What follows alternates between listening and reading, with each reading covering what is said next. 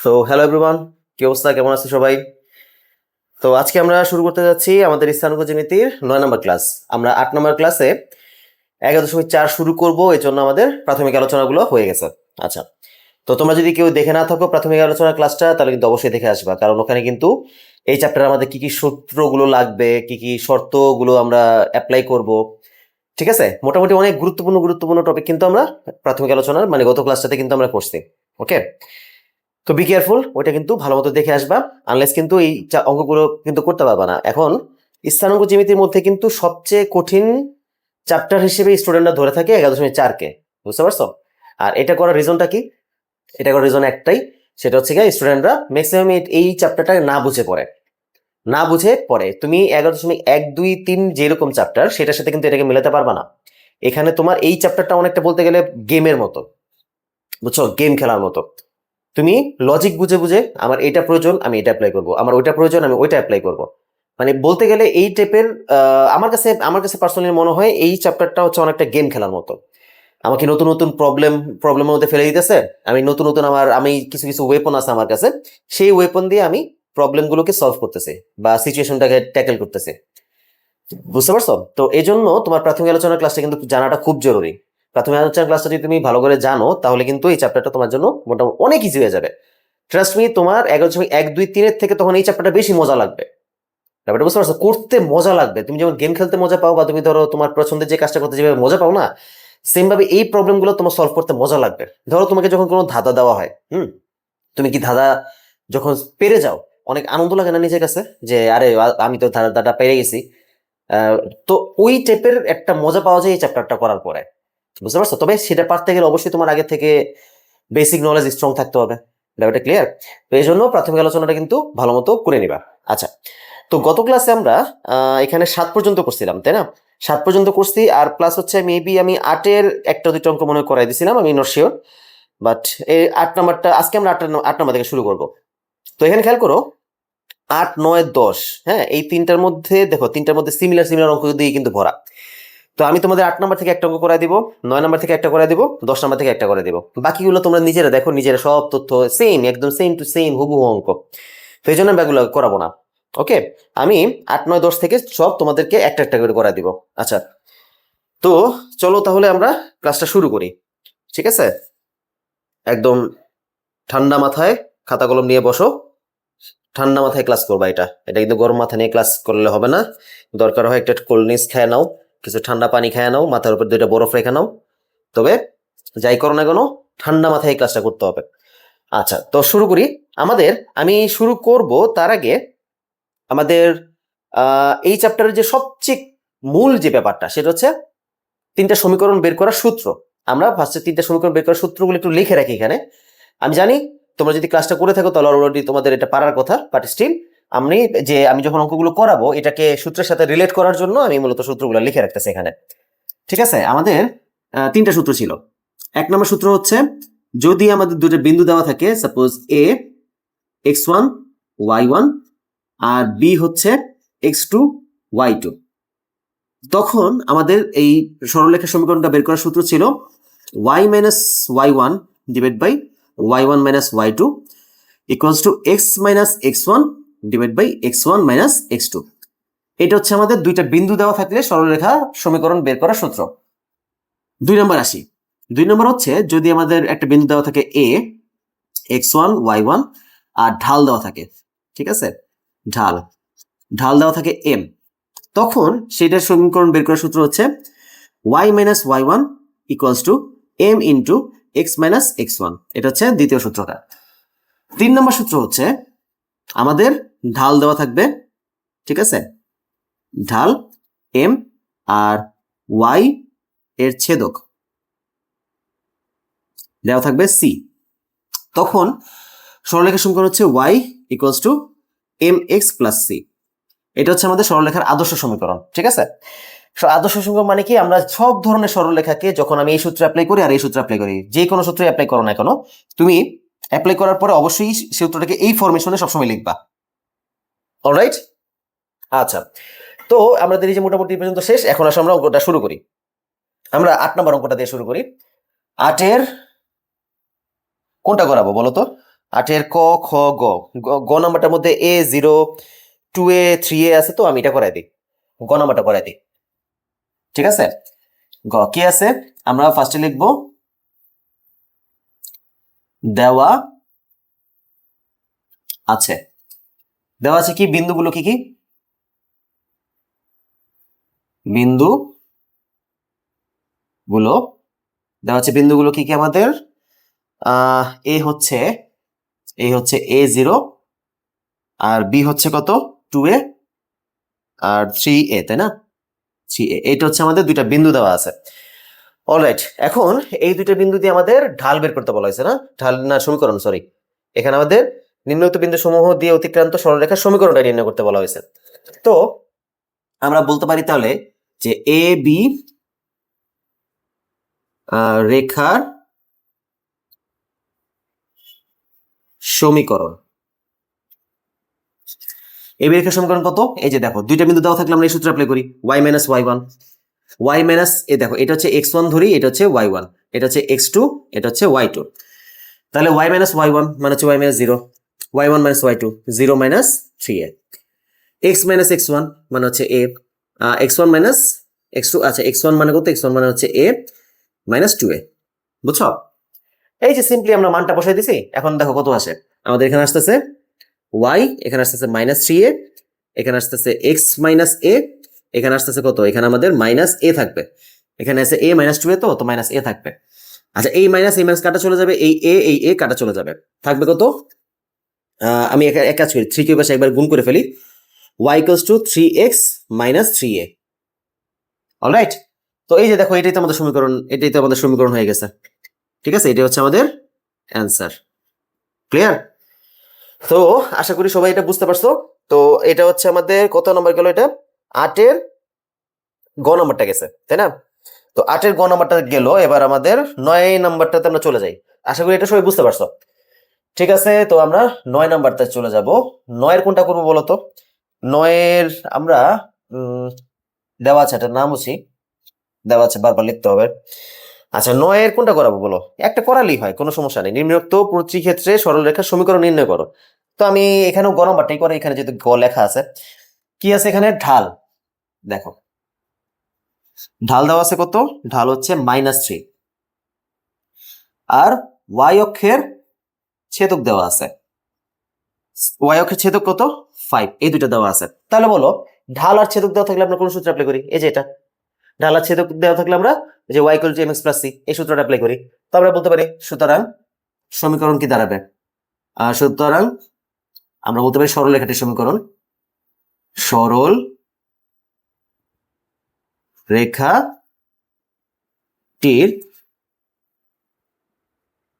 সমীকরণ দাঁড়াচ্ছে কত, y ইকুয়ালস টু mx, তার মানে কত আসবে, -3x প্লাস c মানে হচ্ছে 5, ব্যাস এটা হচ্ছে আমাদের অ্যান্সার। ওকে, তো এইসব কোশ্চেন তোমার জীবনে পরীক্ষায় আসবে না, ডোন্ট ওয়ারি, এগুলা পরীক্ষা বলতে কি সৃজনশীল আসবে না, এগুলো তোমার অবজেক্টিভে আসবে। অবজেক্টিভে আসবে, প্লাস আমাদের যে বড় বড় অঙ্ক আসবে, সেই বড় বড় অঙ্কগুলোর মধ্যে এই সূত্রগুলো কাজে লাগবে, এই অঙ্কগুলো কাজে লাগবে, ব্যাপারটা বুঝছো? আর আদারওয়াইজ যদি তোমাকে সৃজনশীলে দেয়ও, তাও এটা কোন নাম্বার দিবে, তো বুঝতেই পারতো, শুধুমাত্র সূত্রের প্রয়োগ, দ্যাটস ইট, আর কিছু না। অলরাইট, এবার আসো, কিন্তু এখানে ঝামেলা আছে, অঙ্কটা কিন্তু এখানে শেষ না। বলছে নিম্নোক্ত প্রতি ক্ষেত্রে সরলরেখার সমীকরণ নির্ণয় করো, এটা পর্যন্ত ওকে ফাইন, আমরা সরলরেখার সমীকরণ বের করছি। তারপর দেখো একটা কথা আছে, উপরিউক্ত রেখা চারটি একই সমতলে এঁকে দেখাও। এই রেখা, এখানে তো চারটা তথ্য দেওয়া ছিল, উপরিউক্ত রেখা চারটি একই সমতলে এঁকে দেখাও, এই রেখা সমূহের মাধ্যমে বোঝা যাবে যে ঢাল এবং ওয়াই ছেদকের চিহ্নের জন্য রেখা কোন চতুর্ভাগে অবস্থান করবে। তো এখানে চারটা রেখা আমাদের সমীকরণ যখন আমরা বের করব, সেগুলোকে আবার সরলরেখার আমাদের গ্রাফের মধ্যে ছক কাগজে আঁকতে বলা হয়েছে। এখন আমাকে বলো, আমরা যখন ছক কাগজে কোনো রেখা আঁকতে যাই, আমরা কি এই সমীকরণকে কি আমি রেখার ছক কাগজে কি উঠাতে পারবো বলো তো? আমি কি ছক কাগজে উঠাতে গেলে তো আমাদের বিন্দু লাগবে, তাই না? আমাদের কাটতে সেই স্থানাঙ্ক লাগবে, স্থানাঙ্ক ছাড়া তো আমি তো স্থানাঙ্ক ব্যবস্থা কিভাবে বসাবো? তো এটাতে এই সমীকরণের মধ্যে আমি স্থানাঙ্ক কিভাবে বের করতে পারি? তো তোমরা যদি আমার প্রাথমিক আলোচনা ক্লাসটা করে থাকো, তাহলে কিন্তু সেখানে তুমি অলরেডি জানার কথা যে আমরা যখন আমাদের কোন একটা সরলরেখা এক্স আর ওয়াই অক্ষকে ছেদ করে, এক্স আর ওয়াই অক্ষকে ছেদ করে, এক্স অক্ষের উপর কিন্তু ওয়াই এর মানটা 0 থাকে, তাই না? এক্স অক্ষের উপর তো তুমি ওয়াই বরাবর কোথাও যাও নাই, তো ওয়াই এর মানটা 0। আবার সেম ভাবে ওয়াই অক্ষের উপর কিন্তু এক্স এর মানটা 0 থাকে, তাই না? এটা কিন্তু আমরা শিখছি। তো যখন কোনো সমীকরণের আমাদের এক্স অক্ষের ছেদবিন্দু কিংবা ওয়াই অক্ষের ছেদবিন্দু বের করতে বলা হয়, আমরা কি করি? ওয়াই ইকুয়ালস টু, এখানে ধরো সাপোজ 2x+3 ছিল, আমাদের এটা যদি এক্স অক্ষের ছেদবিন্দু বের করতে বলা হয়, তো এক্স অক্ষের ছেদবিন্দুর জন্য কি হয়? আমাদের ওয়াই এর মান 0 হয়ে যায়। তো এখানে ওয়াই এর মান 0 বসাই দিই, 2x+3, এখান থেকে আমরা এক্স এর মানটা পেয়ে যাই। সেম থিং গোজ টু এখানে ওয়াই এর ক্ষেত্র। তো ওয়াই অক্ষের ছেদবিন্দুর জন্য আমরা কি করি? এক্স এর মানটা 0 বসাই দিই।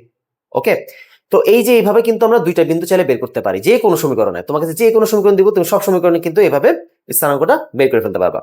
অলরাইট, তো এটাকে আরো একটা উপায় আছে, তোমরা যখন ইন্টারে যাবা এটাকে শর্টকাট একটা উপায় আছে যে বের করার জন্য। আমরা সমীকরণটাকে একটু মডিফিকেশন করে দেন আমরা সমীকরণ, আচ্ছা এখানে সি লিখছিলাম কেন? সরি, এখানে তো সি হবে না, এখানে 5 হবে। আচ্ছা, তো আমরা এইভাবে ওই এক্স অক্ষের ছেদবিন্দু ওয়াই অক্ষের ছেদবিন্দু বের করার জন্য আরেকটা নিয়ম আছে, ঠিক আছে? এক্স বাই এ, ওটাকে এক্স বাই এ আকারে প্লাস ওয়াই বাই বি আকারে সাজাতে হয়, কিন্তু আমি ওই নিয়মটা তোমাদের এখন দেখাচ্ছি না, বুঝতে পারছো? ওই নিয়মটা দেখাচ্ছি না কেন? ওই নিয়মটার একটু বাধ্যবাধকতা আছে, কিছু কিছু প্রবলেম আছে। তুমি ওই নিয়মটা আমাদের যে এই কিছু কিছু ক্ষেত্রে তুমি ওটাকে ইউজ করতে পারবা না, এবার বুঝতে পারছো? কিছু কিছু কন্ডিশনের ক্ষেত্রে তুমি ওই নিয়মটা, আমি জানি তুমি যদি অন্য কোথাও অন্য কারো কাছ থেকে, তোমার স্কুলের টিচার হোক বা অন্য কোনো যে কোনো জায়গা থেকে তুমি যদি জেনে থাকো যে অমুক টিচার তো স্যার এভাবে পড়াইছে, তো আপনি কেন এইভাবে পড়াইতেছেন না? তো ব্যাপারটা হচ্ছে কি, শোনো, ওই নিয়মটা আমি তোমাকে পড়াইতে পারি, কোনো সমস্যা নাই, কিন্তু কথা হচ্ছে ওই নিয়মটা তুমি যখন অ্যাপ্লাই করতে যাবে না, কিছু কিছু অঙ্কের কন্ডিশন চলে আসে, তখন তুমি ওই নিয়মটা আসলে অ্যাপ্লাই করতে পারবা না।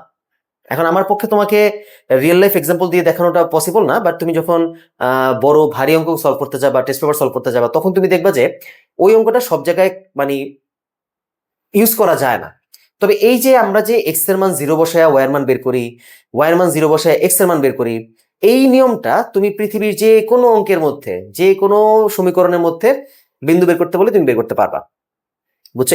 এটা যে প্রসেস, এই প্রসেসটা খুবই গুরুত্বপূর্ণ এবং অনেক জায়গায় এটা কাজে লাগে। বাট বুঝতে পারছো, ওটা যে খারাপ আমি তা বলতেছি না, বাট আমি আমাদের এই প্রেক্ষাপটে, আমাদের বইয়ের প্রেক্ষাপটে, আমরা যে 9-10 যে বইটা পড়তেছি সেটার প্রেক্ষাপটে আমি তোমাদেরকে এক্স অক্ষের ছেদবিন্দু স্থানাঙ্ক, ওয়াই অক্ষের ছেদবিন্দু স্থানাঙ্কটা এভাবেই বের করে দেখাবো। ব্যাপারটা ক্লিয়ার? হ্যাঁ, ওটা আমি হয়তো শিখাবো চ্যাপ্টার শেষে, ব্যাপারটা বুঝতে পারছো? ওই নিয়মটা আমি তোমাদেরকে দেখাবো, কিন্তু চ্যাপ্টার শেষে দেখাবো। চ্যাপ্টার শেষে দেখাবো, তোমার কাছে যদি তোমার মনে হয় যে না এটা ভালো, তাহলে তো হইলই, তা তুমি যে কোনো জায়গায় তুমি তোমার ইউজ করতে পারবা। তবে আপাতত আমরা একটা নিয়মই শিখবো, এই একটা নিয়ম দিয়ে আমরা সবকিছু করার চেষ্টা করবো। আরেকটা কথা মনে রাখবা, একটা অঙ্কের জন্য হাজার হাজার হাজার হাজার নিয়ম মনে রাখ, মানে হাজার হাজার নিয়ম মুখস্থ করতে যাওয়া বা মেমোরাইজ করতে যাওয়া না, বুঝছো? নিজে থেকে যদি ট্রাই করে বের করতে পারো, সেটার হিসাব আলাদা। কিন্তু তুমি যদি একটা অঙ্ককে ধরো, যেমন ধরো আমাদের ত্রিকোণমিতি যখন চ্যাপ্টারে যাবা, এই অষ্টম অধ্যায়, আমাদের হায়ার ম্যাথের অষ্টম অধ্যায় যখন ত্রিকোণমিতি চ্যাপ্টারে যাবা না, তখন তুমি দেখবা যে ওখানে কিছু কোণ ভাঙানোর ব্যাপার স্যাপার আছে। ওইটা আমি দেখছি যে আজ পর্যন্ত কত মানুষ যে কত রকম প্রসেস অ্যাপ্লাই করছে, মাই গড! ওটাতে অনেক মানুষ অনেক ধরনের থিঙ্কিং করে করে ওটাকে বের করার চিন্তা করে। আমি যখন তোমাদেরকে এই ক্লাসটা করাবো, ওই ওই ত্রিকোণমিতি ক্লাসটা, তখন তুমি দেখতে পারবা তোমাকে ভাই কোনো চিন্তা আমি শেখাবো না, তোমাকে জাস্ট আমি কোণ ভাঙানো শেখাবো, ওই এক কোণ ভাঙানো দিয়ে তুমি সব অঙ্ক শেষ করে ফেলতে পারবা। এক্সট্রা ভাবে তোমাকে আমি অন্য কোনো কিছু, তোমার এইটা দেখলে ওই ফেজ 3 বেস 3 এইগুলা তোমার এগুলা মনে রাখা লাগবেই না, যখন আসবো তখনই দেখবা। তো আমি তোমাকে এই জন্য, তুমি আগে একটা, আমি এখন যে নিয়মটা শিখাচ্ছি যে এক্স অক্ষে ছেদবিন্দুর স্থানাঙ্ক, ওয়াই অক্ষে ছেদবিন্দুর স্থানাঙ্ক আমরা যে 0 0 বসা করি না, এটা হচ্ছে একদম বেসিক লেভেল। তুমি বেসিক লেভেলটাকে শিখো, তখন আস্তে আস্তে আস্তে আস্তে যখন তুমি এই জিনিসটাতে যখন এক্সপার্ট হয়ে যাবা, তখন তুমি আস্তে আস্তে আরো একটু বড় লেভেলে, আরো শর্টকাট লেভেলে যাবা। ওটা ক্লিয়ার?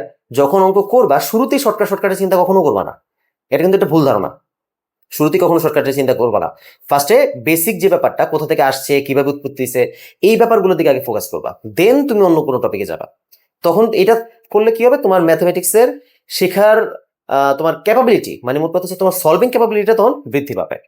ওকে, আচ্ছা, তো এতগুলো কথা বললাম মূলত যে আমি দেখছি যে অনেকে এই নিয়মটা করে, প্লাস হচ্ছে আমার প্রাইভেট ব্যাচে, আমার মানে প্রাইভেট অফলাইন ব্যাচগুলোতে যখন আমি পড়াই, তখন অনেক স্টুডেন্ট আছে যারা ধরো বছরের মাঝখানে আসছে বা টেস্টের আগ দিয়ে আসছে, ওরা আসার পর দেখি যে ওরকম নিয়ম করতেছে। তারপর আমি টেস্টের পেপারে কিছু কিছু যখন অঙ্ক করতে দেই, তখন দেখা যায় যে ওরা একটু মানে ঝামেলার মধ্যে পড়ে যায়।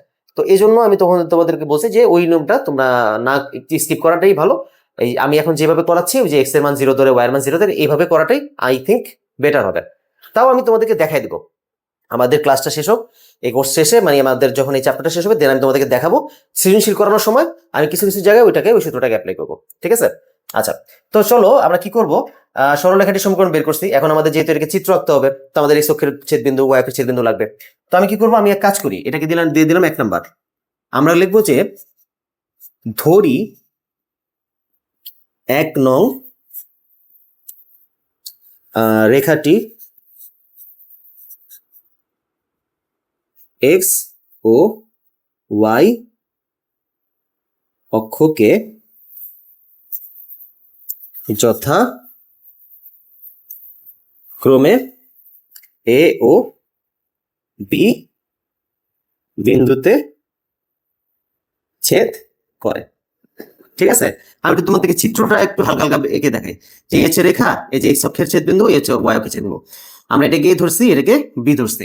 ঠিক আছে, এখন আমাদের কাজ হচ্ছে এই এ আর বি বিন্দুর স্থানাঙ্কটা বের করা। কিভাবে করতে পারি বলো? এ বিন্দু মানে হচ্ছে এক্স অক্ষের ছেদবিন্দু, আর বি হচ্ছে ওয়াই অক্ষের ছেদবিন্দু। তো বলো, এ বিন্দুর স্থানাঙ্ক যদি বের করতে যাই, তাহলে আমরা কি করব, যে 1 নং এ ওয়াই ইকুয়ালস টু 0 বসাই। দেখো y ইকুয়ালস টু 0 বসালে কি আসবে, এখানে আসবে 0 ইকুয়ালস টু -3x + 5, বা বলতে পারতেছি এখানে 3x ইকুয়ালস টু 5, বা x ইকুয়ালস টু বলা যাবে কত, 5/3। অলরাইট, তো তাহলে বলো x এর মান পেয়ে গেছি 5/3, তাহলে এই বিন্দুর স্থানাঙ্ক কত পাচ্ছি? সুতরাং a হচ্ছে কত, 5/3, 0। ডান। এই যে আমরা এই বিন্দুর স্থানাঙ্ক পেয়ে গেলাম। আচ্ছা, এখন আমি এই সূত্রগুলো মুছে দিই, এখন আর আমাদের এটা লাগবে না, মোটামুটি যতটুকু দরকার ছিল আমরা বুঝে গেছি এখান থেকে। আচ্ছা, তারপর এখন আমাদের আরো লাগবে হচ্ছে বি বিন্দুর স্থানাঙ্ক। বি বিন্দুর স্থানাঙ্ক কার? ওয়াই এর। তা আমরা কি করব, 1 নং এ এক্স ওয়াই অক্ষের ছেদবিন্দুর ক্ষেত্রে কি হয়, এক্স এর মান 0 বসাই, এক্স ইকুয়ালস টু 0 বসাই। তাহলে কত আসবে বলো? এখানে যদি এক্স ইকুয়ালস টু 0 বসাই, তাহলে ওয়াই এর মান কত পাচ্ছি? ওয়াই ইকুয়ালস টু হচ্ছে আমার -3 × 0 + 5, তো মানে ওয়াই এর মান দাঁড়াচ্ছে কত, 5। তাহলে বলো বি বিন্দুর স্থানাঙ্ক কত পাচ্ছ? 0, 5। তাহলে এই যে এক্স এর মান 0, ওয়াই এর মান, এই যে এক্স এর মান 0 বসাইছে, পর ওয়াই এর মান 5 পেয়েছো। ক্লিয়ার? সো আমাদের তাহলে বিন্দুগুলো মোটামুটি বের হয়ে গেল। ওকে, বিন্দুগুলো বের হয়ে গেছে, এখন আসলে আমরা কি করব, আমরা এক্স ওয়াই সমতলে, এক্স ওয়াই সমতলে এ ও বি বিন্দু, আচ্ছা, বসিয়ে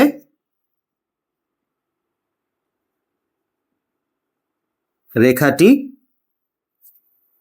অঙ্কন করি। ঠিক আছে, এই যে দেখো এখানে যদি এক্স এর সমতল নাও, নেওয়ার পরে তুমি এ বিন্দুর স্থানাঙ্ক কত আসছিল, 5/3। 5/3 মানে হচ্ছে 1.66 বা সামথিং এরকম আসবে। তো 1 পয়েন্ট সামথিং, তো এই 1 2, এই যে এখানে তুললাম আমরা, এখানে হচ্ছে এ বিন্দু আর বি হচ্ছে 0 5, তো 0 5 কোথায় আসবে, 0 1 2 3 4 5, এই যে এখানে হচ্ছে আমাদের বি বিন্দু 0 5। বুঝতে পারছো? তো এই হচ্ছে আমাদের রেখাটা হবে। ক্লিয়ার? এইভাবে আমাদের রেখাটা হবে। তাহলে দেখো যে এটা কিন্তু এক্স অক্ষের ইসের সাথে, এক্স অক্ষের ধনাত্মক প্রান্ত কিন্তু আমরা সবসময় এই পাশটাকে, ডান পাশটাকে এক্স অক্ষের ধনাত্মক প্রান্ত বলি। এখানে কিন্তু স্থূলকোণ উৎপন্ন করছে, দেখছো স্থূলকোণ উৎপন্ন করছে। এই যে দেখো ঢাল কত, ঋণাত্মক। আমরা কিন্তু প্রাথমিক আলোচনার ক্লাসে বলছিলাম, ঢাল যখন ঋণাত্মক হয় তখন কিন্তু সরলরেখা এক্স অক্ষের ধনাত্মক প্রান্তের সাথে স্থূলকোণ উৎপন্ন করে।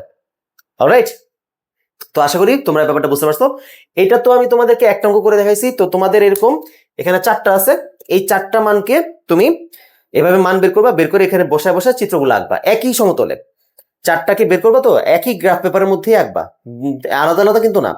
ওরা কিন্তু বলছে দেখো একই সমতলে এঁকে দেখাইতে বলছে, তো আলাদা করে মানে সবগুলো আঁকবা। 4টা দেখবা যে একটা এরকম আসছে না, আরেকটা এরকম আসবে, আরেকটা এরকম আসবে, আরেকটা এরকম আসবে।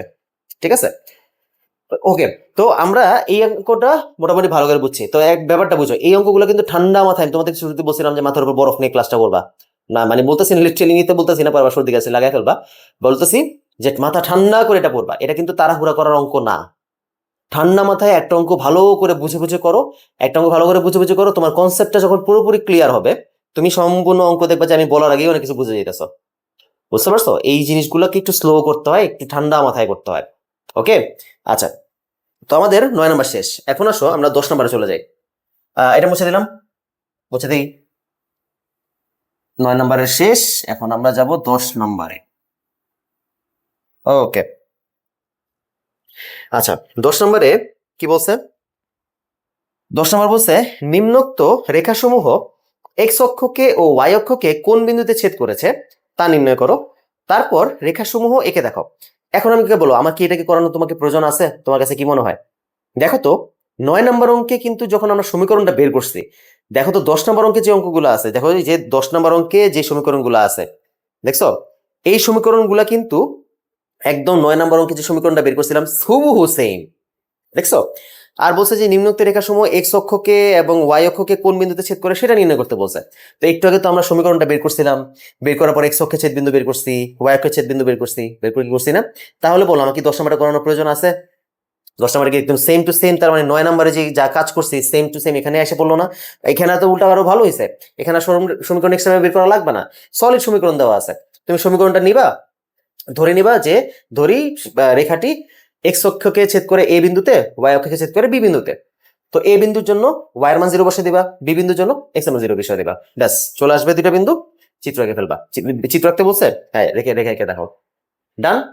তাহলে এটা আমি স্কিপ করলাম, 10 নম্বরটা আমি করালাম না, ঠিক আছে? এবার দেখো তারপর হচ্ছে 11, 11, 12 আর 13, এই তিনটা অঙ্ক কিন্তু একদম সেম কনসেপ্টের অঙ্ক, সেম টু সেম কনসেপ্টের অঙ্ক, ঠিক আছে? আমি 11, 12, 13 এই তিনটা অঙ্ক থেকে কোনটা করাবো? আমি 12 নম্বরটা করাই দিব। তোমাদের 11 আর 13 হচ্ছে হোমওয়ার্ক থাকবে, প্লাস এই যে 10 নম্বরটা করালাম, 8 নম্বর 9 নম্বর যে এক্সট্রা অঙ্কগুলো ছিল যেগুলো বাদ ছিল, এগুলো কিন্তু তোমাদের হোমওয়ার্ক থাকবে, এগুলো বাসায় কিন্তু করে ফেলবা, নিজে প্র্যাকটিস করবা। যদি প্রবলেম হয়, যদি প্রবলেম হয় কমেন্ট বক্সে এসে কমেন্ট করে দিবা, এই সেম ভিডিওটার, এই ভিডিওটা কমেন্ট বক্সে কমেন্ট করে দিবা, আমি তোমাদের সেটা রিপ্লাই দিয়ে দিব। ওকে? তো কোনো ভাইবো না যে আমি তোমাকে স্কিপ করে ফাঁকিবাজি করে চলে যেতেছি, না, তোমার উপর আমি ছেড়ে দিতেছি। বিকজ আমি যখন আমার অফলাইন যে ব্যাচ আছে, আমি অফলাইন ব্যাচের মধ্যে ম্যাক্সিমাম টাইম দেখা যায় কি আমি ওদেরকে দিয়ে অঙ্ক করাই, আমার স্টুডেন্টকে দিয়েই কিন্তু অঙ্ক করাই। রিজনটা কি তোমার কাছে? এটা আমি জানি না তোমার কাছে কি মনে হতে পারে, বাট অনেকের কাছে এটা ফাঁকিবাজি মনে হতে পারে, বাট আমার কাছে কিন্তু এটা ফাঁকিবাজি না। রিজনটা কি? পরীক্ষা দিবা তুমি, শিখতেছো তুমি, তাহলে করবাও তুমি।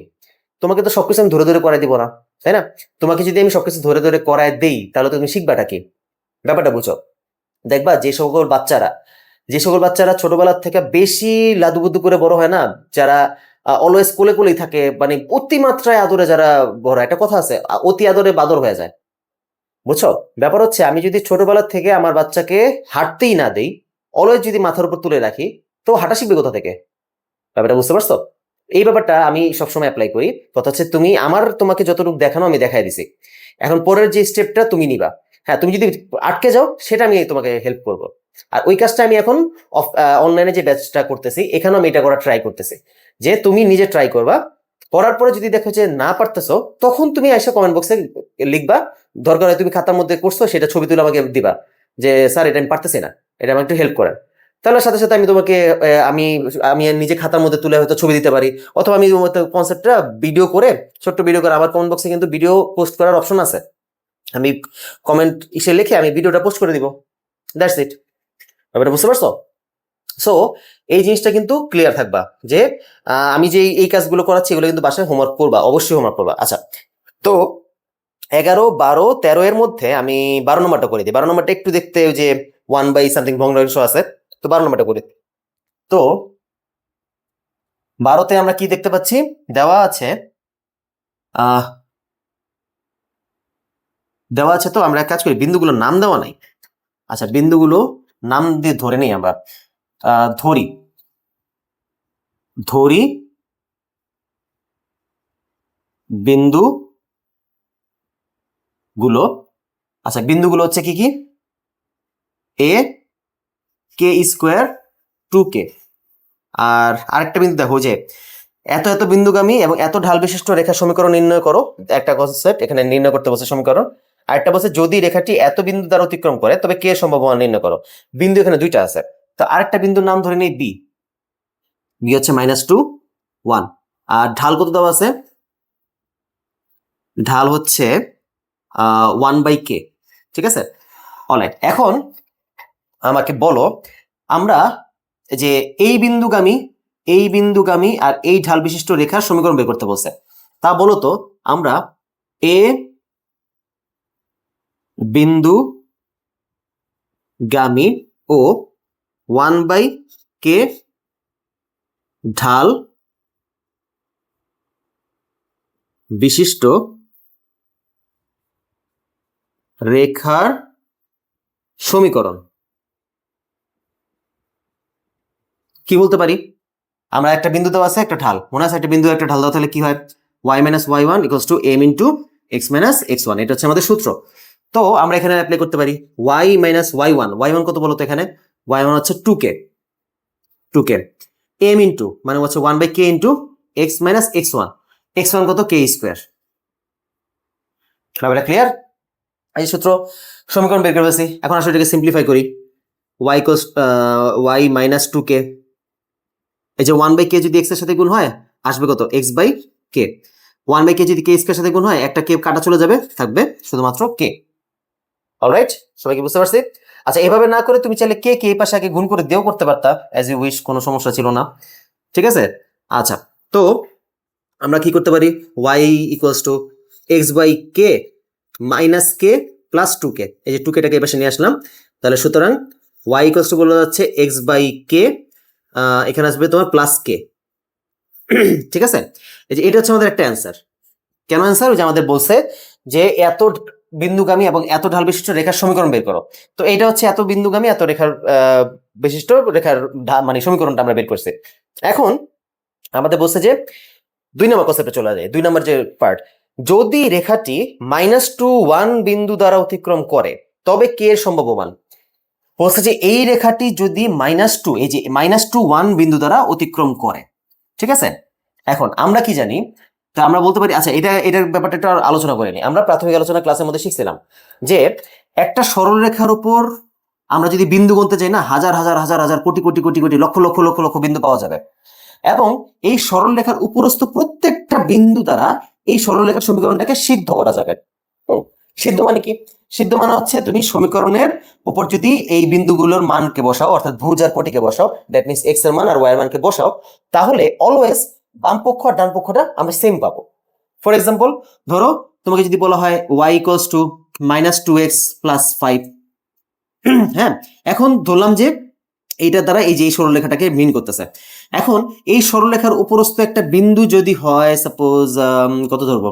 সাপোজ এটাকে ধরলাম 3 আর -1, ঠিক আছে? ধরলাম আমাদের এই বিন্দুটা হচ্ছে 3 আর -1, এই সরলরেখার উপর একটা বিন্দু। এখন এই বিন্দুটাকে তুমি যদি এখানে বসাও না, যেহেতু এই বিন্দুটা এই রেখার উপর অবস্থান করতেছে, তার মানে এই বিন্দুটা তুমি যদি এখানে বসাও, এই বিন্দু দ্বারা এটাকে সিদ্ধ হবে।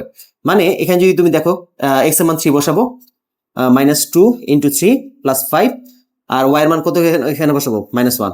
দেখো এখানে -1, এখানে তোমার -6 থাকে প্লাস 5, দেখো আলটিমেটলি -1 = -1। মানে মোট কথা হচ্ছে এইভাবে তো আসলে প্রমাণ হয় না। মানে আমি বুঝালাম যে এই বিন্দুটা বসানোর কারণে কিন্তু বাম পক্ষ ডান পক্ষ সমান হয়ে গেছে। ব্যাপারটা ক্লিয়ার হয়েছে? দেখো এই দুইটা বিন্দুর কারণে কিন্তু বাম পক্ষ ডান পক্ষ সমান হয়ে গেছে। আচ্ছা, তো এই যে এই কাজটা, এখান থেকে আমরা এই কনসেপ্টটা মোটামুটি জানি। এখন দেখো তো এখানেও সিমিলার ঘটনাই ঘটতেছে না? এই যে 1 নম্বর সমীকরণ, এই সমীকরণটা বলতেছে এত বিন্দুগামী। তার মানে এই সমীকরণের উপরস্থ একটা বিন্দু হচ্ছে এই বি। যেহেতু এই সমীকরণের উপরস্থ একটা বিন্দু হচ্ছে বি, তার মানে বি দ্বারা এই সমীকরণটাকে আমরা সিদ্ধ করতে পারবো। কনসেপ্টটা ক্লিয়ার হইছো? আচ্ছা, তাহলে আমরা কি বলতে পারি? 1 নং কত বিন্দুগামী? -2, 1 বিন্দুগামী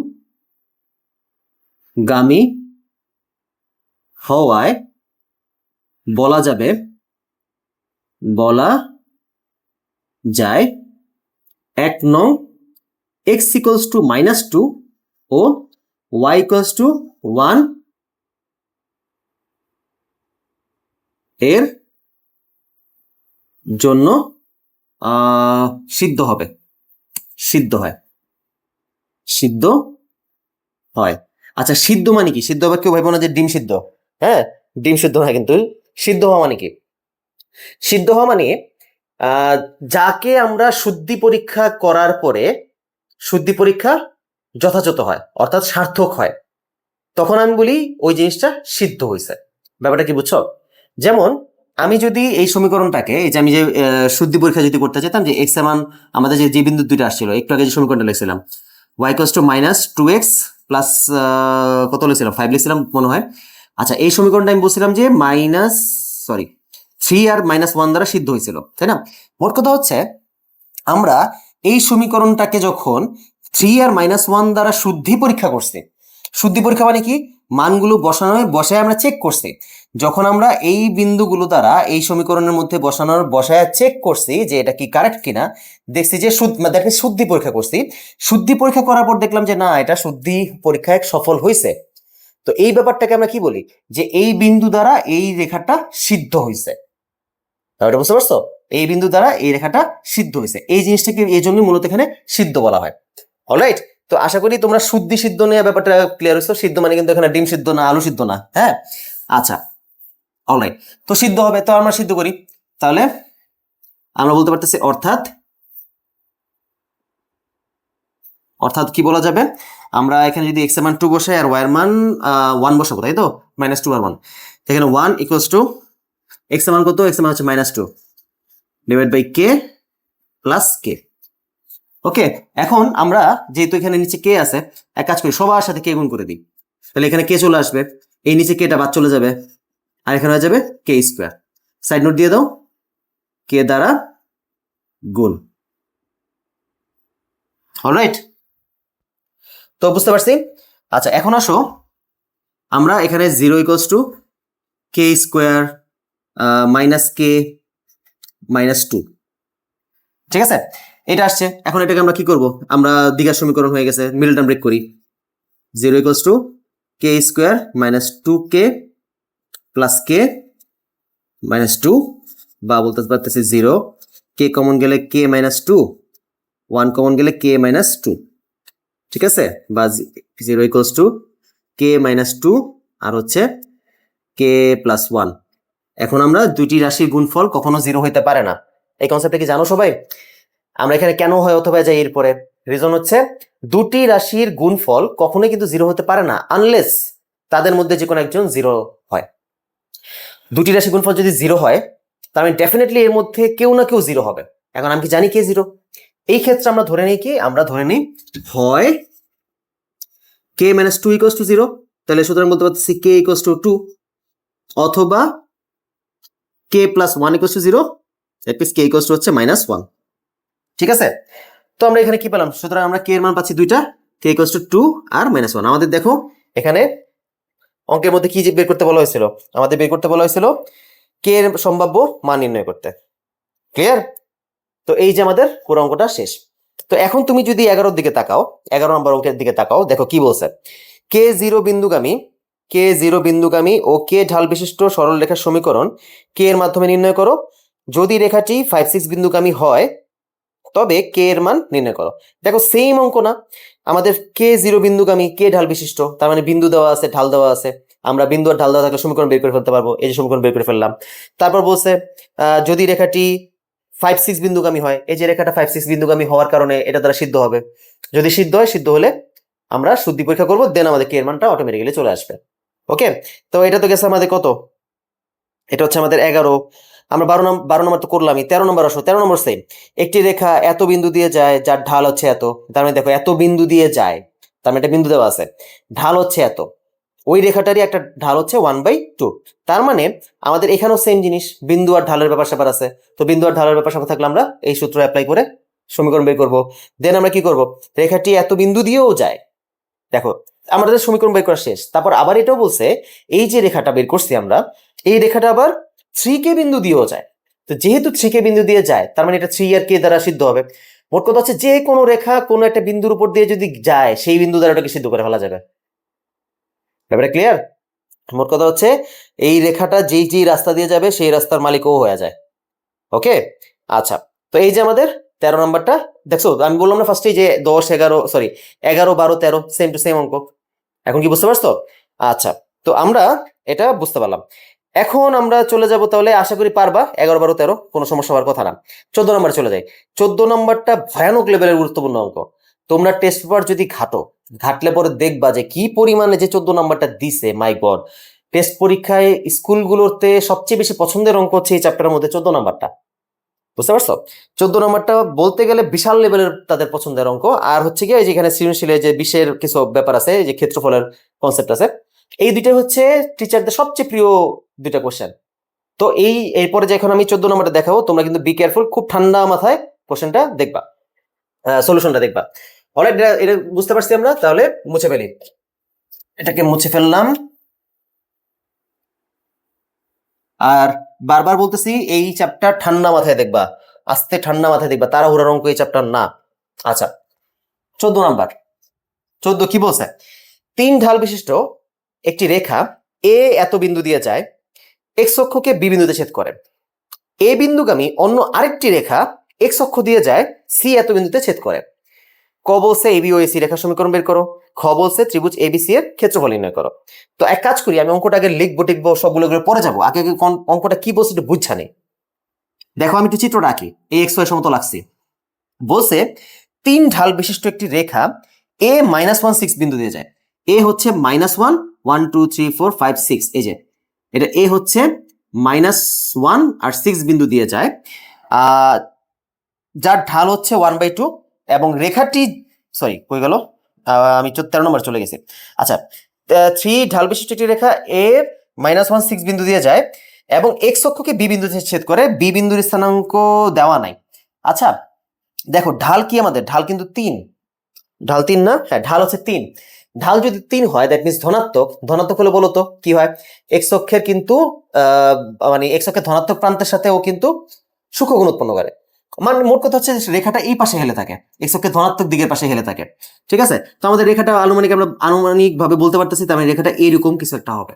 দেখছো যেখানে সূক্ষ্মকোণ উৎপন্ন করছে, আমি এক্স অক্ষের ধনাত্মক প্রান্তের সাথে বলছি বিদে কিন্তু কেউ ভাইবো না যে স্যার ধনাত্মক পাশেই হইতে হবে, ব্যাপারটা এরকম না।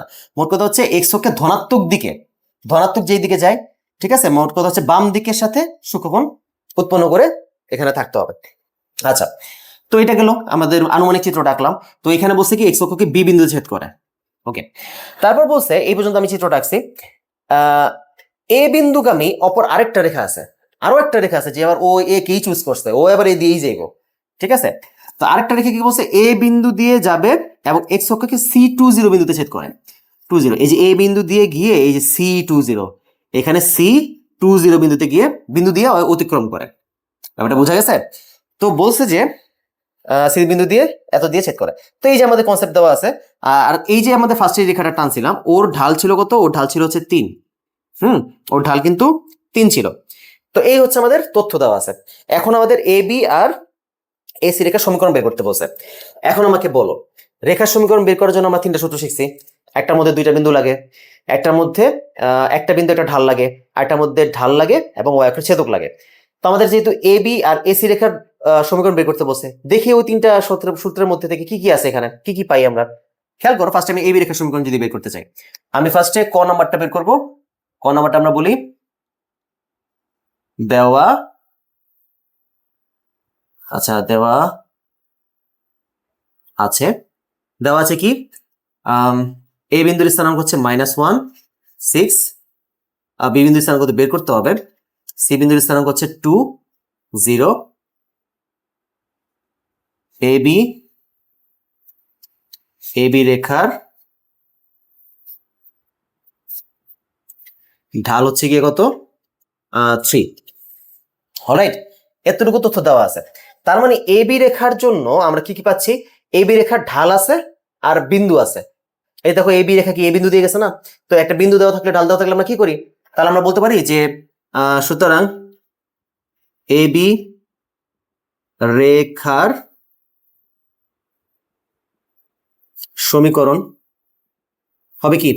বিন্দু দেওয়া থাকলে ঢাল দেওয়া থাকলে y - y1 = m × x - x1, এটা আমাদের সূত্র না? আসো তো y1 কত হবে? y1 হচ্ছে আমাদের 6, m m মানে কি? m মানে হচ্ছে ঢাল, ঢাল হচ্ছে কত? 3। x - x1 মানে কত? x1 হচ্ছে আপনার -1, তো এই মাইনাসে ওই মাইনাসে মিলিয়ে হয়ে যাবে +1। ব্যাস, আমরা পেয়ে যাচ্ছি কত? y = আমি 6টা ওই পাশে নিয়ে যাব, 3x + 3 + 6, দ্যাট মিনস y এর মান দাঁড়াচ্ছে কত? y এর সমীকরণ দাঁড়াচ্ছে 3x + 9। তো এইটা হচ্ছে আমাদের এ বি রেখার সমীকরণ। ব্যাপারটা ক্লিয়ার? আমরা এ বি রেখার সমীকরণ পেয়ে গেছি। এখন আসো আমাদের এসি রেখার সমীকরণ বের করব। এসি রেখার সমীকরণ। দেখো এসি রেখার সমীকরণের জন্য, এসি রেখার সমীকরণের জন্য তুমি কি কি জানো? এসি রেখার সমীকরণ জিরোটা তো দেখতে পোলিও রোগীর মতো হয়ে গেছে। আচ্ছা দেখো তো এসি রেখার সমীকরণের মধ্যে তুমি কি জানো? তুমি এ বিন্দুর স্থানাঙ্ক জানো, সি বিন্দুর স্থানাঙ্ক জানো। তো এ সি দুইটা বিন্দু জানো। তো দুইটা বিন্দু থাকলে আমাদের সমীকরণের লটা কি হয়? y minus y one divide by y one minus y two, x minus x one divide by x one minus x two. এটা হচ্ছে আমাদের দুইটি বিন্দুর থাকলে সমীকরণ। তো আমরা এক্স ওয়ান ওয়াই ওয়ান কাকে ধরবো বলো? আমাদের এটাকে ধরি আমি এক্স ওয়ান, এটা হচ্ছে ওয়াই ওয়ান, এটা ধরলাম এক্স টু, এটা ধরলাম ওয়াই টু। অলরাইট, তাহলে বলো আমাদের কত দাঁড়াচ্ছে? ওয়াই মাইনাস ওয়াই ওয়ান হচ্ছে 6, তাহলে 6 মাইনাস ওয়াই টু কত? 0। এক্স মাইনাস এক্স ওয়ান হচ্ছে +1 হয়ে যাবে, এটা যেহেতু এখানে -1 ছিল।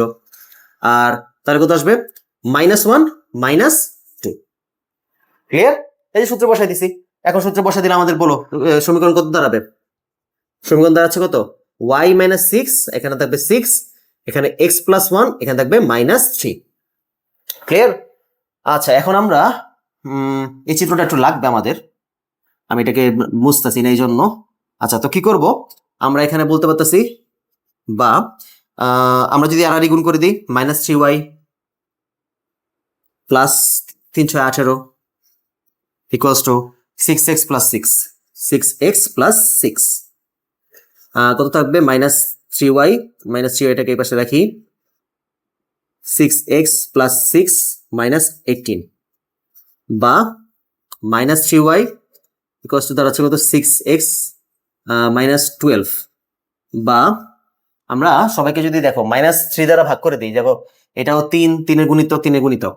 তো -3 দ্বারা যদি ভাগ করে দিই, এখানে সিঙ্গেল y চলে আসবে, এখানে আসবে -2, এখানে আসবে প্লাস 3 4 12, 2x আসে এখানে। আচ্ছা, ওকে, তাহলে y এর সমীকরণ পাচ্ছি কত আমরা? -2x plus 4। এইটা হচ্ছে আমাদের কার সমীকরণ বলতো? এটা হচ্ছে এসি এর সমীকরণ। ডান?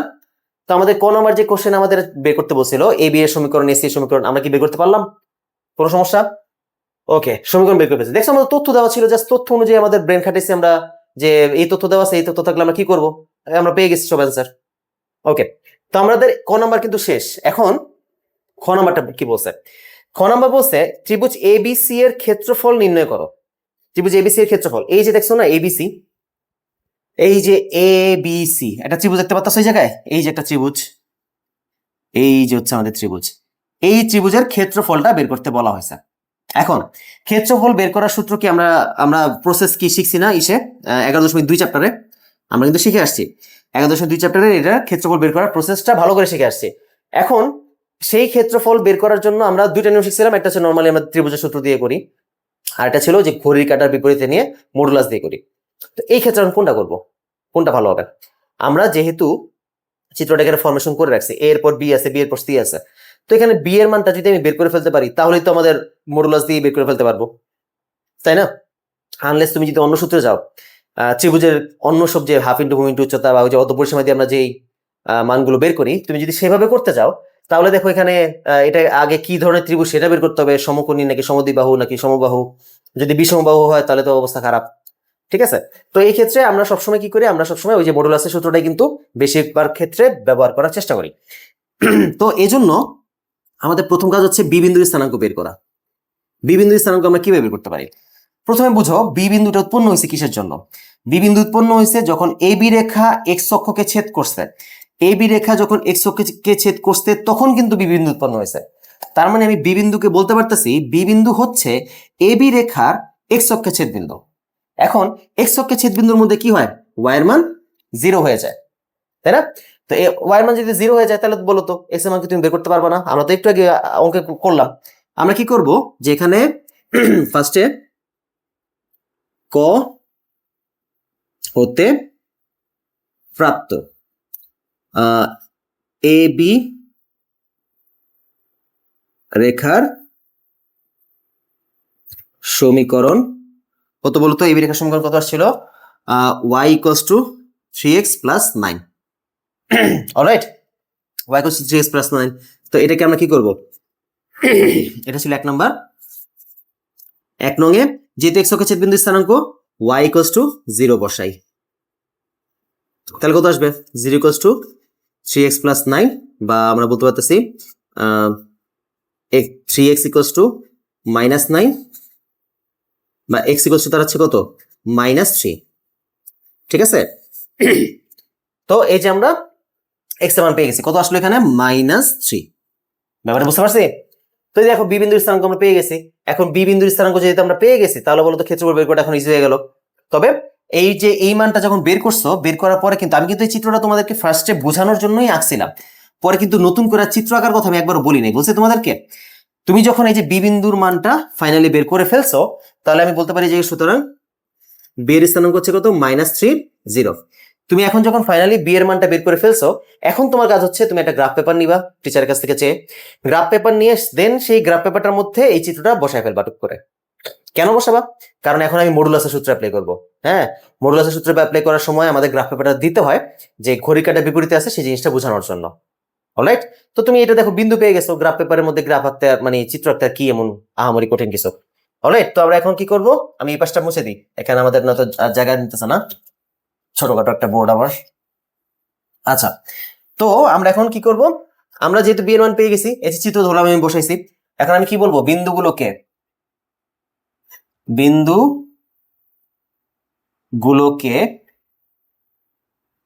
ঘড়ির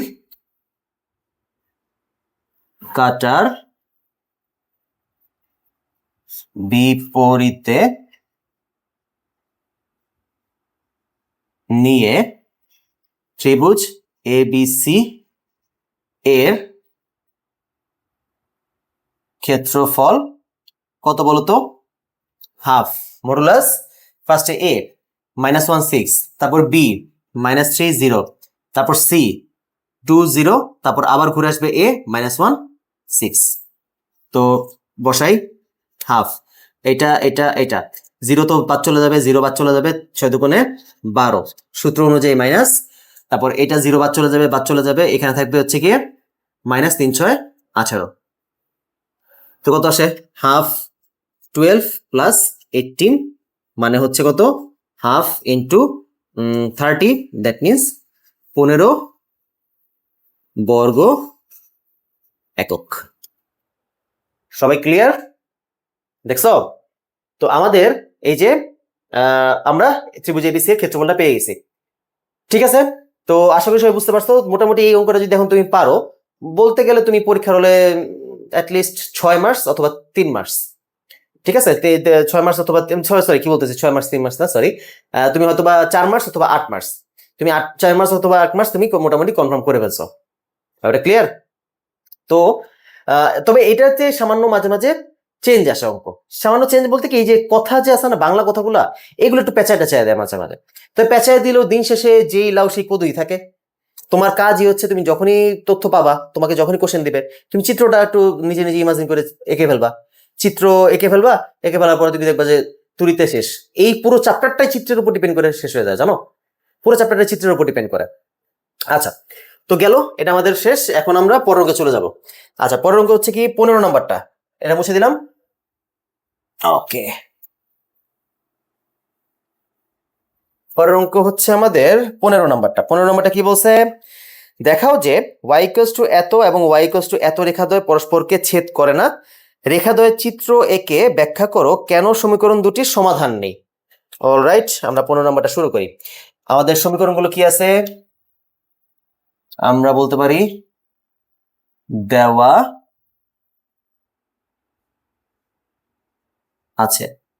দেওয়া আছে কি কি সমীকরণ, একটা হচ্ছে y - 2x, তো y - 2x প্লাস 4 = 0। আমি এটাকে এক কাজ করি, আগে আদর্শ রূপে সাজায় ফেলি, y = 2x - 4, এটা হচ্ছে এক নাম্বার। তোমাদের যখনই অঙ্ক করতে যাবা না এই টাইপের অঙ্কগুলো, তোমার প্রথম কাজই হচ্ছে সমীকরণ যাই দেওয়া থাকুক না কেন এইভাবে সাজায় ফেলবা, আদর্শ রূপে সাজায় ফেলবা। বুঝতে পারছো? আদর্শ রূপে সাজায় ফেললে কি হয়, তোমার ওই যে এক্স ওয়াই এর ছেদ বিন্দু, সরি এক্স অক্ষের ছেদ বিন্দু, ওয়াই অক্ষের ছেদ বিন্দু, তারপরে যে দুটি রেখার ছেদ বিন্দু, এগুলো বের করতে ইজি হয়ে যায়। আচ্ছা, তারপর দ্বিতীয়টা কত, 3y = 6x + 10।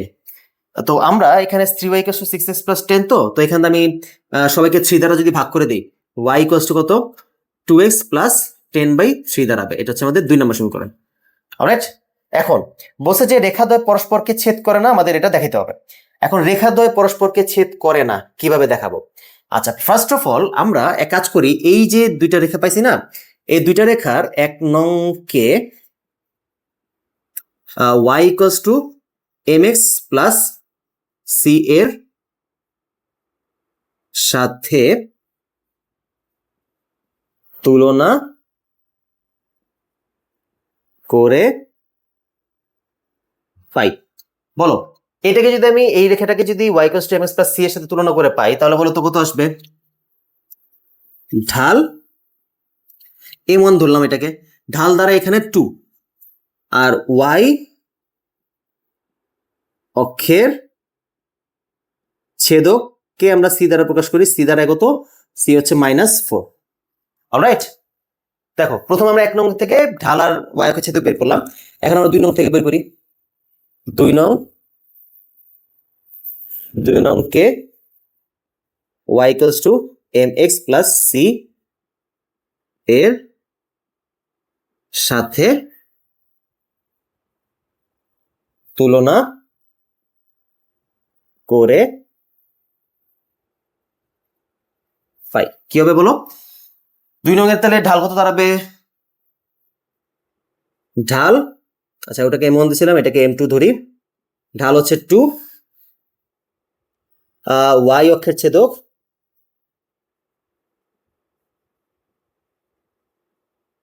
y অক্ষের ছেদকটা এটা c1 ধরি, c2 ইকুয়ালস টু কত? এখানে কত দ্বারা 10/3। 10/3। দেখ, এখন একটা জিনিস দেখো, আমরা প্রথম সমীকরণের ঢাল পেলাম 2, আর এই সমীকরণের দ্বিতীয় সমীকরণের ঢাল পেলাম 2। আবার একটু ওয়েট করো, আমি সবুজ কালার দিয়ে করি। আচ্ছা, দ্বিতীয় সমীকরণ প্রথম সমীকরণে y অক্ষের ছেদক পেলাম আমরা -4, এখানে y অক্ষের ছেদক পেলাম আমরা কত? 10/3। ব্যাপারটা বুঝতে পারতেছো? এখন বলো, ফার্স্টে প্রথমটা নিয়ে চিন্তা করি। ঢাল দেখো সমান, আমরা আগের চ্যাপ্টারে কিন্তু পড়ছিলাম ঢাল সমান কখন হয় বলো তো? দুইটা রেখার ঢাল তখনই সমান হয় যখন সেই দুইটা রেখা হয় সমরেখ হয় অথবা সমান্তরাল হয়। সমরেখ মানে কি? হয় একই রেখার উপর অবস্থান করতেছে অথবা সমান্তরাল আকারে গেছে, যে এই যে এরকম হয় এভাবে অবস্থান করতেছে একই রেখার উপর, অথবা এই আকারে অবস্থান করতেছে সমান্তরাল ভাবে যাচ্ছে। তো আমাদের যেহেতু ঢাল সমান, তার মানে বুঝে গেছি হয় সমান্তরাল হবে অথবা সমরেখ হবে। একটু কনফার্ম হই, y অক্ষের এটার মধ্যে ছেদক হচ্ছে -4, এইটার মধ্যে ছেদক হচ্ছে 10/3। এখন বলো, যদি সমরেখ হইতো, যদি এরা সমরেখ হইতো, তাহলে তো গিয়ে আলটিমেটলি এক্স y অক্ষকে তো একই রেখে একই বিন্দুতে ছেদ করতো। দেখো এই রেখা, এটা একটা রেখা, এটা একটা রেখা, এরা একই সমরেখায় অবস্থান করতেছে, এটা হচ্ছে আমাদের y অক্ষ। যদি এটাকে যদি আমি টান দিই, দেখো তো ও কি এক সেম বিন্দু দিয়ে যাচ্ছে না? সেম বিন্দুতে কিন্তু y অক্ষকে ছেদ করতেছে। তো যেহেতু সেম বিন্দুতে ছেদ করতেছে, তার মানে কি এটা কখনো সমরেখা হলে হয়? এটা কি তাহলে সমরেখা হয়? এরা তো ডিফারেন্ট ডিফারেন্ট বিন্দুতে ছেদ করতেছে। এটা কখন হবে? যখন রেখা দুইটা ভিন্ন ভিন্ন অর্থাৎ সমান্তরালে যাবে, তখন দুইটা ভিন্ন ভিন্ন y অক্ষকে ছেদ করবে ভিন্ন ভিন্ন বিন্দুতে। ঠিক আছে? তো এই ব্যাপারটাকে আমরা এখন ব্যাখ্যা করব। কিভাবে ব্যাখ্যা করব? আমরা বলবো যে যেহেতু m1 ইকুয়ালস টু m2, সুতরাং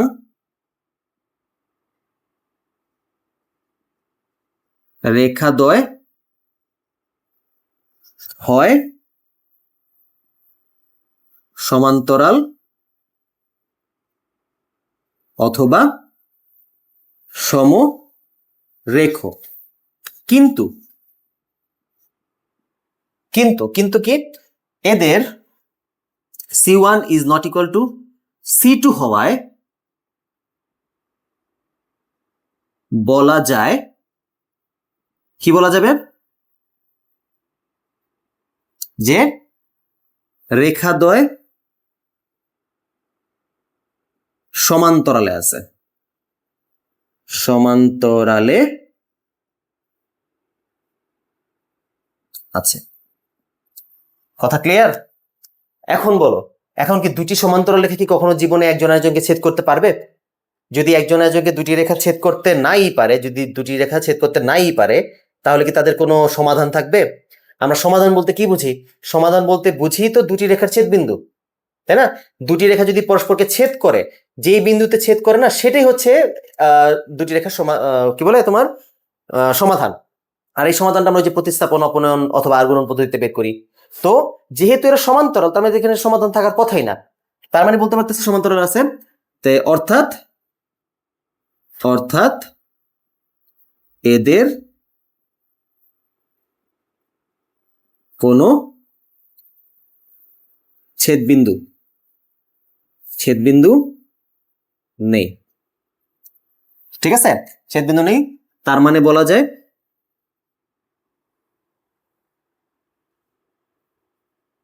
তাহলে বলা যায়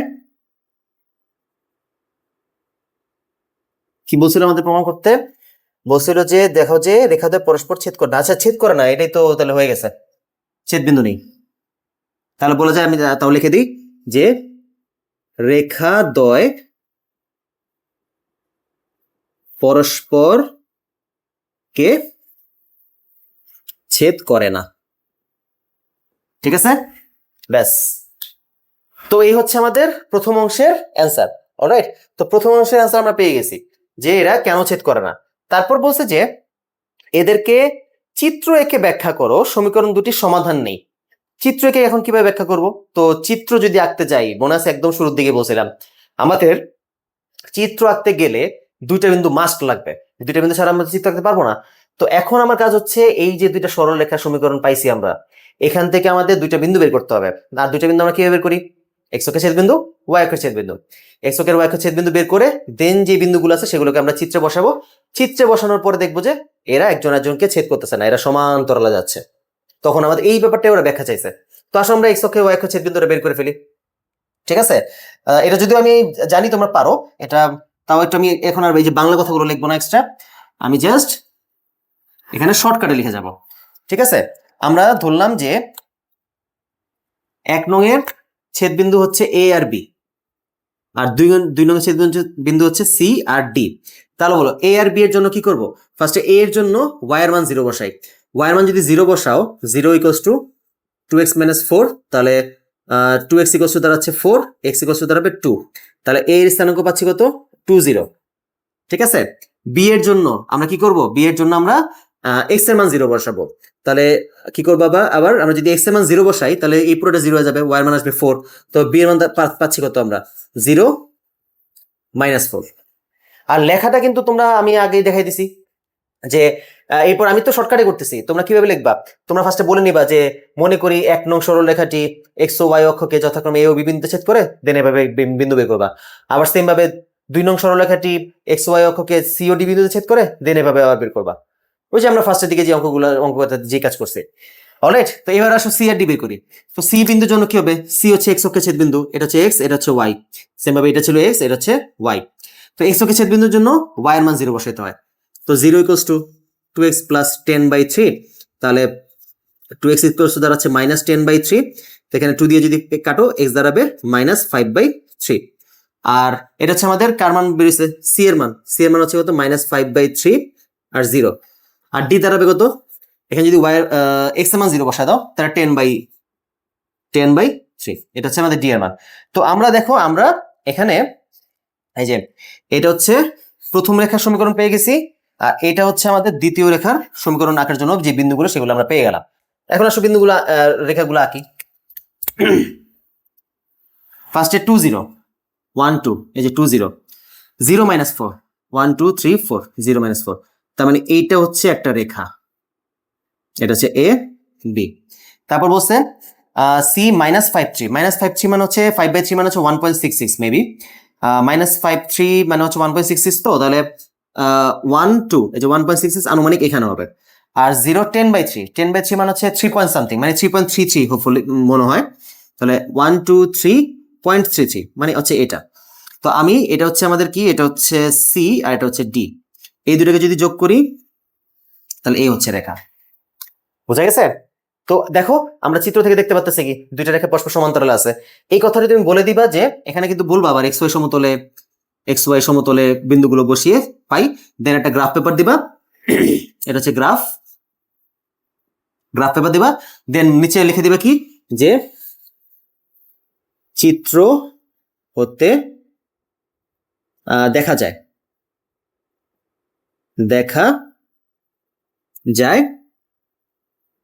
রেখা দুটি পরস্পরকে ছেদ করে না। ডান, বুঝছো? তো এইভাবে আমরা এই কোশ্চেনটাকে সমাধান করি। তো এই যে এই অংশটা যে আছে এই অংশটা তোমরা একটু গুছায় লিখো। এখন সব অঙ্কে যদি আমি তোমাদেরকে সবগুলো বিস্তারিত লিখতে যাই না, অলরেডি আজকে একটু অনেক বেশি লেখা হয়ে গেছে। তো সবগুলো যদি বিস্তারিত লিখতে যাই তাহলে বুঝতে পারতেছো একটা অনেক সময় সাপেক্ষ ব্যাপার হয়ে দাঁড়াবে। তোমাদের তো ক্লাসও আর সবচেয়ে কথা লেখা দেখতে তো তোমাদের নিজেরও একটু বোরিং লাগারই কথা। ঠিক আছে? তো আর তুমি যেহেতু একটা অঙ্ক শিখে গেছো তার মানে পরের অঙ্কগুলা তো তুমি পারবাই। এখন তোমার ওই মেন্টালিটি থেকে বের হতে হবে যে স্যার আমাকে সবকিছু লেখাই দিবে। হ্যাঁ, ওই মেন্টালিটি থেকে বের হতে হবে। কেন? কারণ তোমার মুখ্য উদ্দেশ্য থাকা উচিত যে তুমি কনসেপ্টটা বুঝছো কিনা। লেখাটা তুমি নিজে থেকে লিখতে পারবা। আর সবচেয়ে বড় কথা, লেখা তোমার নিজে থেকে লেখা শিখতে হবে। রিজন কি, তুমি যে বইয়ে যে অঙ্কগুলো করতেছো সেই অঙ্কই তো তুমি পরীক্ষার হলে পাবা, তার তো গ্যারান্টি নেই।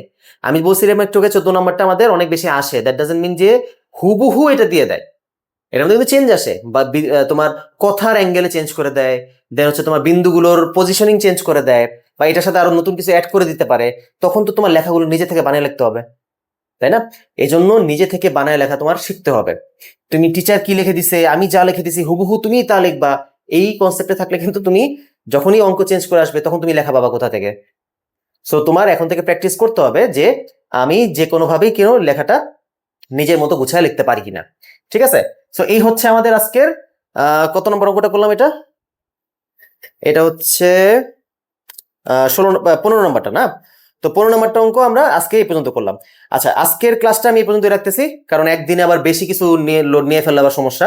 তুমি আমি তোমাদের শুরু থেকে বসে এই নিয়ে মনে হয় 4 বা 5 বার বলে ফেললাম যে এই চ্যাপ্টার কিন্তু ঠান্ডা মাথায় পড়বা, প্যানিক হয়ে করবা না যে আরে পারি তো পারি তাড়াতাড়ি করে ফেলছি।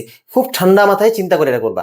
একবার দুইবার ঠান্ডা মাথায় চিন্তা করে করো, মনোযোগ দিয়ে বুঝে বুঝে অঙ্কগুলো করো, দেখবা এরপর তুমি তোমার জন্য এই জিনিসটা পানি ভাত হয়ে গেছে। বুঝতে পারছো? তখন মজা যে লাগে, কি পরিমাণে যে মজা লাগে এই অঙ্কগুলো করতে তোমার কোনো আইডিয়া নাই। বুঝতে পারছো? যখন আমি আমার স্টুডেন্টরা যখন এই কনসেপ্টটা ধরে ফেলে একবার, ওরা এখন পর্যন্ত তোমরা যারা 11.4টা করো নাই, বা 11.4 তোমাদের কাছে যাদের কাছে কঠিন লাগে তাদের কাছে মনে কি 11.1 2 3 থেকে কোশ্চেন আসলে মনে ভালো, এগুলো ইজি।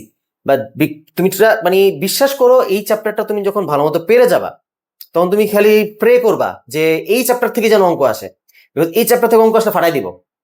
এই চ্যাপ্টার অঙ্ক এতটা ইজি, কারণ কনসেপ্ট ধরতে পারলে। আর সবচেয়ে বড় ইজিতে বড়, ইজি তো হচ্ছে সবগুলাই, সবচেয়ে বড় কথা হচ্ছে এটা মজা পাওয়া যায়, একটা আত্মতৃপ্তি পাওয়া যায় যে আমি নিজের যোগ্যতায় যত বড় টেকনিক্যালি দেখ না কেন, আমার ভিতরে একটা কনফিডেন্স আছে, যেভাবেই দেন না কেন আমি এটা পারবোই পারবো।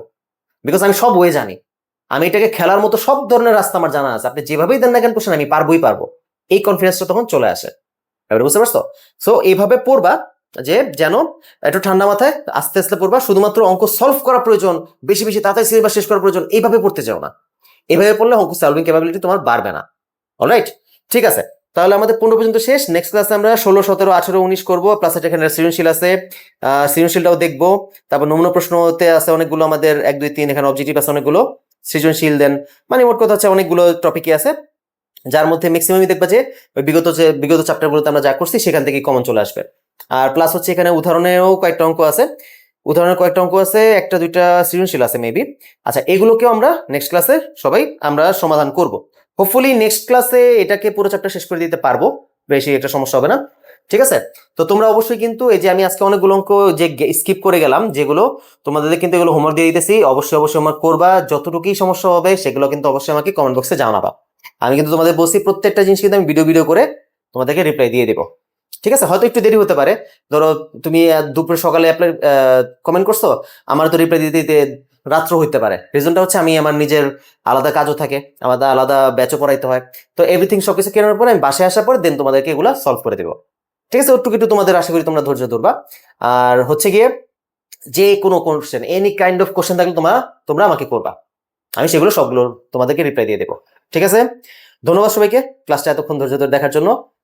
পরবর্তী ক্লাসে দেখা হবে। Till then, good bye.